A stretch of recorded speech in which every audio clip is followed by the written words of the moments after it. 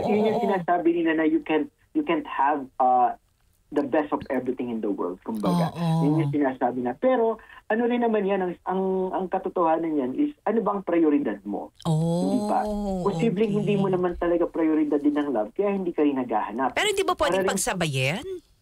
pwede naman. You can do it actually. Ang daming tao na they are both progressive sa love and sa economic state sa buhay. Yeah, oo. Kumbaga, it's more on if you prioritize both, pwede nung makuha pareho. Oo, oo. Kasi posibleng hindi mo naman prioridad talaga yung isa like love.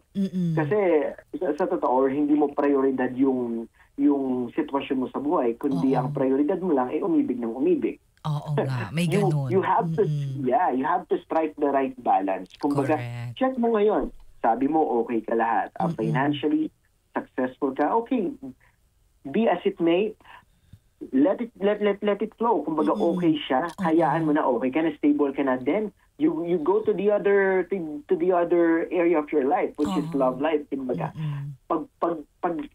pagtuunan mo ng pansin. Kasi yun namang finances mo and yung life status mo, nandiyan na yan. Kumbaga, ikaw na nagsabi, solid na.